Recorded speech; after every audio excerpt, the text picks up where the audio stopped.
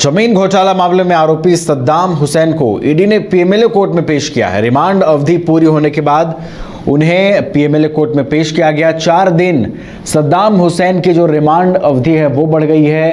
पूर्व सीएम हेमंत सोरेन से जुड़े जमीन घोटाला मामले में इनसे पूछताछ की जा रही है और इन पर भी कुछ आरोप लगे हैं और अब 4 दिनों की रिमांड अवधि इनकी और बढ़ा दी गई है, यानी कि ईडी 4 दिनों की और कस्टडी में सद्दाम हुसैन को रखेगी, इनसे पूछताछ करेगी। आपको बता दें कि जमीन घोटाले से जुड़े मामले में झारखंड से कई नाम ईडी की रडार पर हैं और सभी पर कार्रवाई और पूछताछ का भी जो सिलसिला है लगातार जारी है। इसी कड़ी में सद्दाम हुसैन को लेकर भी जो बड़ी खबर सामने आ रही है वो ये है कि 4 दिनों के रिमांड इनकी बढ़ा दी गई है। पीएमएलए कोर्ट में इनकी पेशी के बाद 5 दिनों की रिमांड की मांग की गई थी, जिसमें से पीएमएलए कोर्ट ने 4 दिनों की ईडी रिमांड सद्दाम हुसैन के लिए दे दी है। तमाम जानकारियों के साथ संवाददाता नीरज फोन लाइन पर जुड़ गए हैं। नीरज का रुख कर लेते हैं। नीरज, सद्दाम हुसैन की ईडी रिमांड अवधि बढ़ गई है 4 दिनों की, यानी कि अब 4 दिन जो होंगे नीरज वो मुश्किल होंगे अब सद्दाम हुसैन के लिए।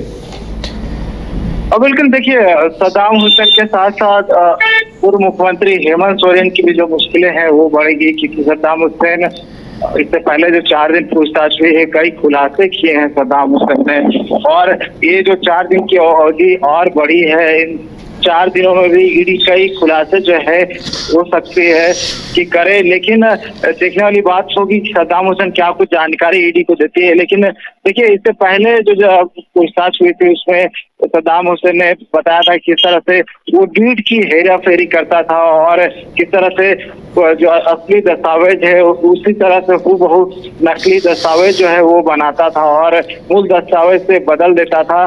तो ये मामला पहली बार उजागर में आया था, जिसके बाद ईडी ने झारखंड में पहली बार जमीन घोटाले मामले में कार्रवाई की थी।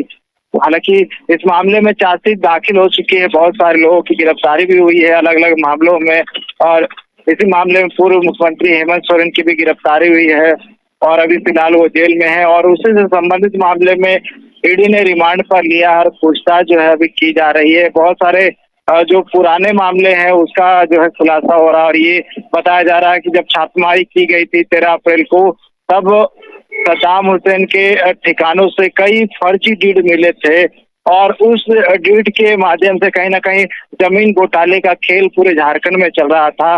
उस छापेमारी के बाद जो है खुलासा हुआ था और हेमंत सोरेन मामले का भी जो खुलासा था उसी छापेमारी के बाद ही सामने आया था। और इसी मामले में पूछताछ की जानी है किस तरह से जो है रैयत का नाम बदलकर दूसरे नाम का ऐड किया जा रहा था। और क्योंकि रजिस्ट्रार ऑफ इंश्योरेंस कोलकाता में ये जो फर्जी डीड है वो उसके भेज के वेरीफाई किया गया था और ये पता चला था कि जो फर्जी डीड बनाए गए वो असल में फर्जी डीड ही है और कोई असल डीड नहीं है। क्योंकि ये जिस तरह से मैंने बताया कि इस तरह का डीड बनाया जाता लगता है जैसे कि हूबहू असली है, लेकिन वेरीफाई किया है ईडी ने और कई और भी खुलासे जो है होने हैं और नया खुलासा भी जो है लगातार हो रहा है। तो इन 4 दिनों में हो सकता है कि सद्दाम हुसैन कई खुलासे जो है ईडी के सामने करे और कई और लोग के जो नए नाम है वो सामने आ सकते हैं। इंतजार करना होगा कि और क्या कुछ होता है उस पूछताछ में, क्या कुछ जो है सद्दाम हुसैन नई बात बताता है। ठीक है नीरज, बहुत अहम होंगे ये 4 दिन और कई खुलासों का आपने जिक्र किया जो इन 4 दिनों में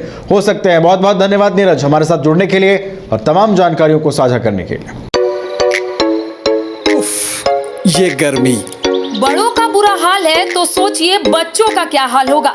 निरस और बोरिंग समर को बनाना हो हैपनिंग तो सीधे चले आइए वाइल्ड वादी वाटर पार्क। गर्मी में आपके मस्ती का डेस्टिनेशन, जहां है water park, fun zone, tempo line, साथ में hunting house, flower park, rope course और bird park. Monday to Friday only 300, शनिवार रविवार 400 में।